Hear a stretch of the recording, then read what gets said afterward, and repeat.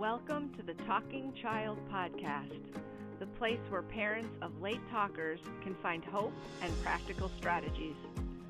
I'm Steph, a speech-language pathologist with over 30 years of experience helping children find their voice. Each week, we'll explore simple, encouraging ways you can support your child's communication at home, starting today. Let's get started. Hey friends, welcome back to the Talking Child Podcast. I'm Steph, a speech-language pathologist, and I'm so glad you're here. Last week we talked about turning mealtime into meaningful language time. Today we're diving into another everyday opportunity, reading with your child, even if they wiggle, wander, or walk away halfway through the story. If you've ever felt frustrated thinking, my child just won't sit still for books, you're not alone. The good news is you don't have to. In this episode, I'll show you how to make books feel alive, interactive, and joyful, even if story time looks nothing like you imagined. Reading with your child isn't about finishing every page. It's about sharing words, connection, and attention. Every time you read together, you're building your child's vocabulary. They hear new words in context. Their attention. They learn to focus for small bursts of time. Their imagination. They picture stories in their mind. And their bond. They feel safe and connected with you. It's not the book that grows language. It's you. The warmth in your voice, the way you point, smile, and respond. That's what makes reading magical. Start with books that match your child's age and attention span. Board books with real photos for toddlers. Think animals, food, faces. Interactive books with flaps, textures, or sounds for busy little hands. Repetitive books like Brown Bear, or Goodnight Moon for early talkers. And simple storybooks with 1 to 2 lines per page for preschoolers. Here's a tip. Don't worry about variety. Kids learn best through repetition. If they want the same book 10 nights in a row, celebrate it. Repetition builds understanding and confidence. Let go of sit still. Movement doesn't mean they're not learning.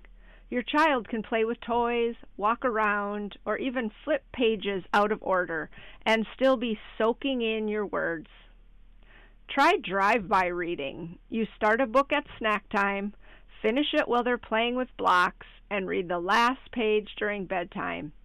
Short, meaningful bursts often work better than long sit-downs. You're not aiming for perfect behavior. You're building a love for language. Bring books to life. Use your face, voice, and actions. Use sound effects. Roar, splash, moo. Use facial expressions.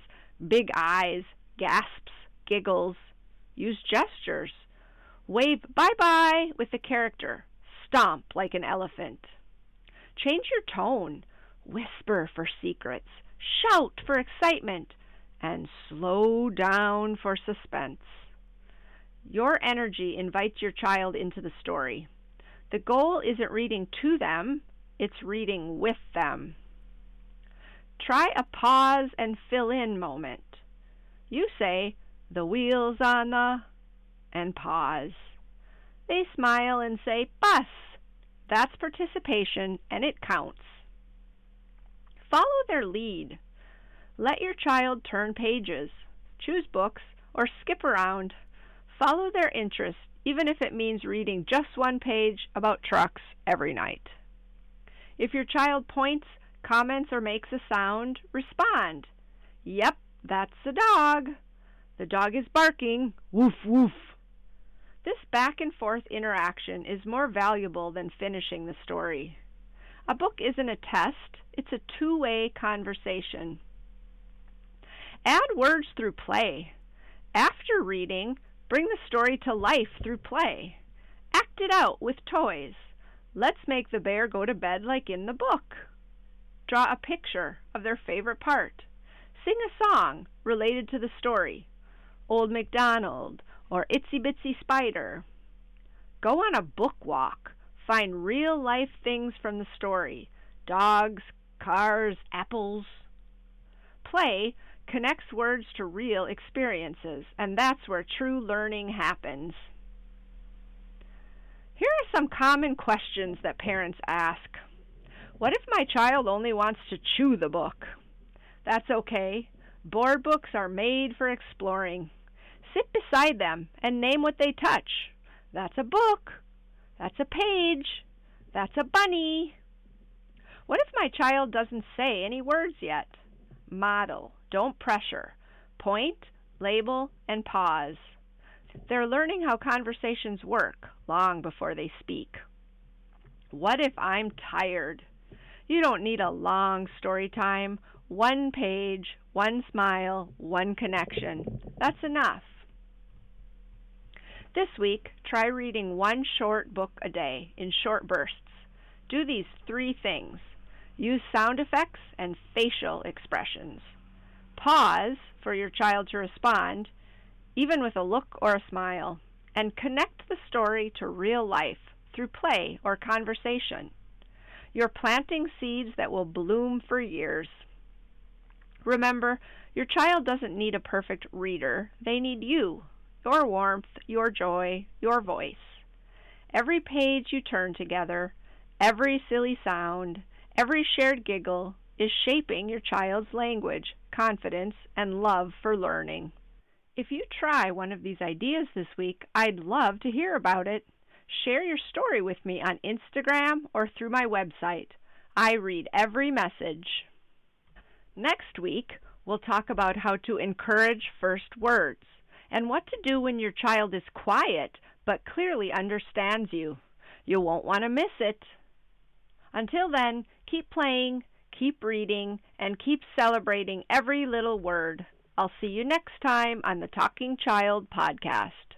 Thank you for listening to the Talking Child Podcast. If you found today's episode helpful, I'd love for you to share it with a friend. You can also grab a copy of my book, Helping Your Child Find Their Voice, available on Amazon, and find parent coaching or speech therapy services at synergyspeechandlanguage.com. Be sure to follow the podcast so you don't miss future episodes. I'll see you next time.